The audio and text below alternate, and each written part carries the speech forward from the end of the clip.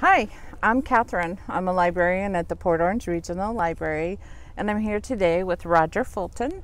He's a local author.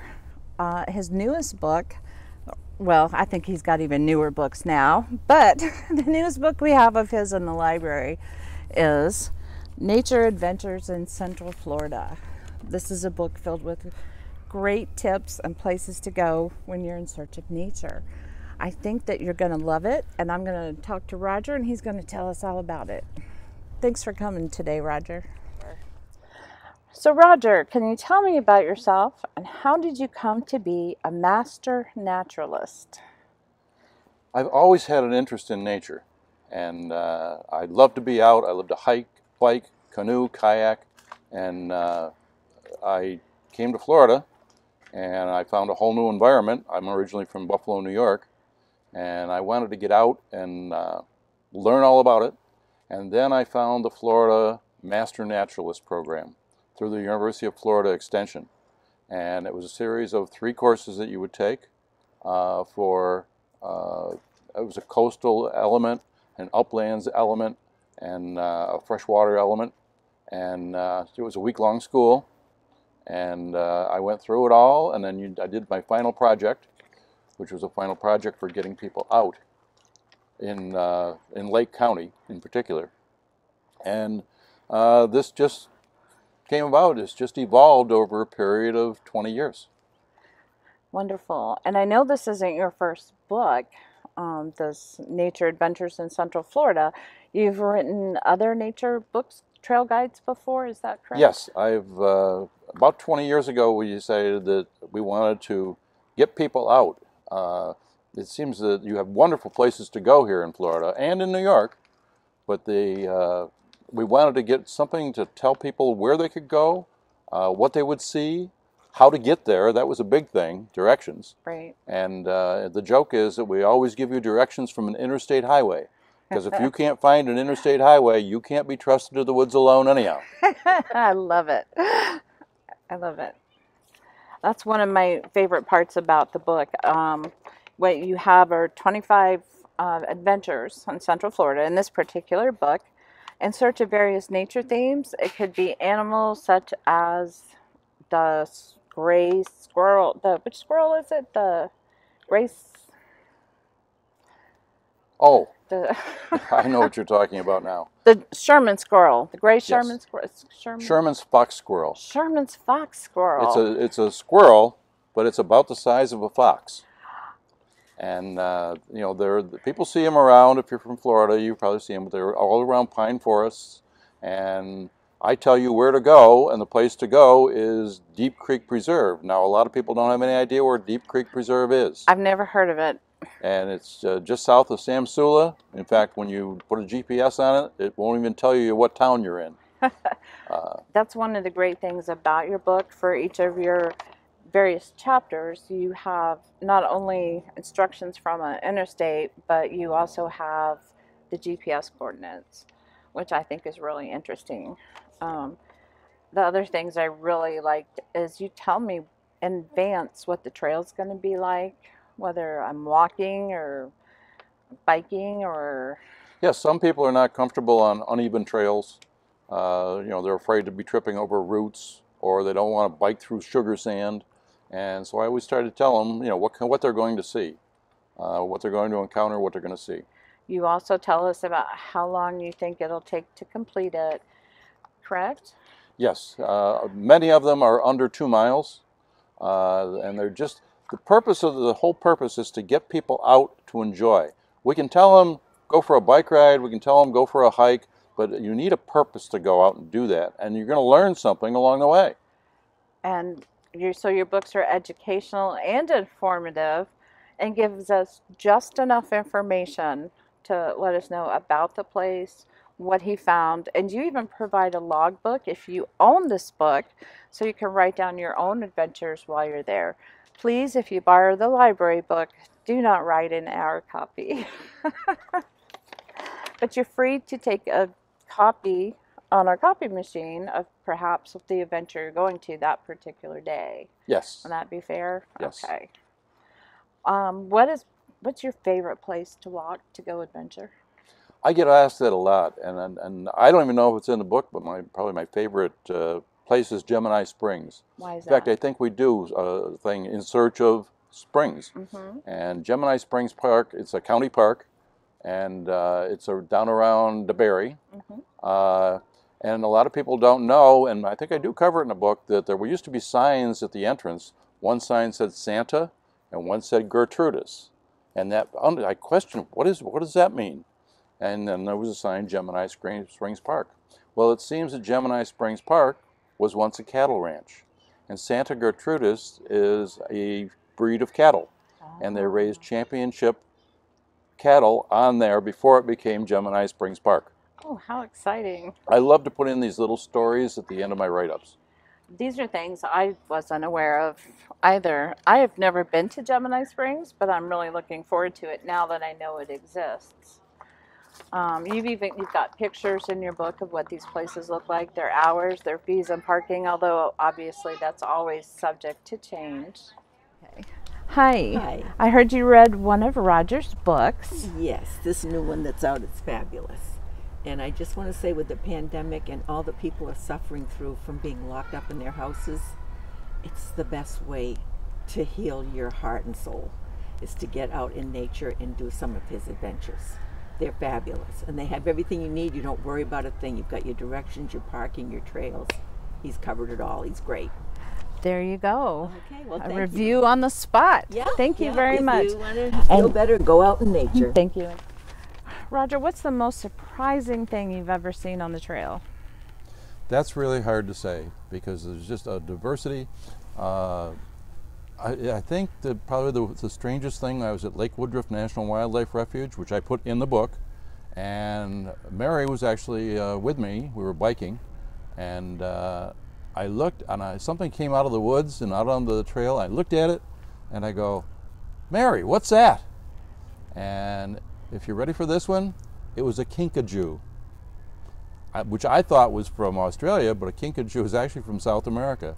It was probably somebody's pet, but we were almost 2 miles back in the Lake Woodruff National Wildlife Refuge when we ran into it. And I immediately called it up on my phone, asked Google to show me a picture of a kinkajou. I showed it to Mary, and she says, "That's it." What in the world does a kinkajou?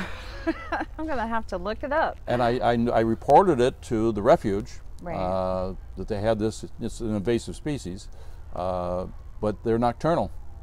So the help out there is usually gone by 5 o'clock. Right, today. And it was about 4:30, 5 o'clock in the afternoon when we spotted that kinkajou. So that probably is the strangest thing I've ever encountered. Okay. What is your most favorite animal to see in nature? Probably deer. Yeah. Just they're just elegant and wary, and just fun to watch and fun to see. Where have you gone around in Central Florida to actually see them? They're pretty much everywhere. Everywhere. And it's just they are also they're I think the term is corpuscular, and that means that they're active day and night, but mostly around dawn and dusk, and that's when you'll see them. What's the scariest thing that's ever happened to you? Have you ever had any close calls, seen dangerous animals or anything? I routinely run into things. I'm a guide. I've been an Audubon guide for the West Volusia Audubon Society for about 20 years, I think. Wow. And one of the reasons that you want somebody out here like me, to lead, I always thought they wanted it for my great leadership ability. No, they just want me to scare the bears and the snakes off the trail. I love it. But I have had run-ins with alligators, but probably only every 3 to 5 years. I give them great respect, as I do the venomous snakes, give them great respect. And as a rule, when you encounter something like that, they will probably flee about 100 yards out in front of you. If they don't, just stop and wait. They don't have as big a brain as we do. So you got to give them time to think and decide whether you are a friend or foe. And most of the time, if you don't do anything threatening, you don't make any fast moves, you don't make eye contact, they'll just decide you're not a threat and they'll just run off. And that includes bears, hogs, almost anything. That is great advice. Is there any special equipment? I like to take nice long walks, but I don't go hiking, so it's be something new for me. Other than wearing very good shoes, what else should I bring with me? It's interesting you should ask, because I actually wrote a book a couple of years ago called Safe in the Woods. Oh, excellent. And that covers everything from where to get information before you leave, and that's probably the number one thing. Know before you go. And then how to dress. Be prepared. Many of the times that the rangers have to go out in search of somebody is because they weren't prepared. They either ran out of water or they ran out of daylight. So you always want to have a light source. And there are a lot of common sense things that you just don't think of. Like if you're going somewhere and you're going to be out in the woods, the local FWC office might be on your list, because 911 doesn't work everywhere. Right. And so you might want to have backups, I call them. Always be prepared. I have always been prepared to spend the night in the woods, but I've never had to. I've come close a couple of times, but I've never had to spend the night in the woods. But again, I carry fire starter. Right. I carry something to keep me warm, etc., etc. Now, I know you're a master naturalist. Can you tell me about your life before you became a master naturalist? What did you do? So you've done something that has definitely prepared you for this leadership role and guide role. And what you're alluding to is I'm a retired captain from the New York State Police. Yes.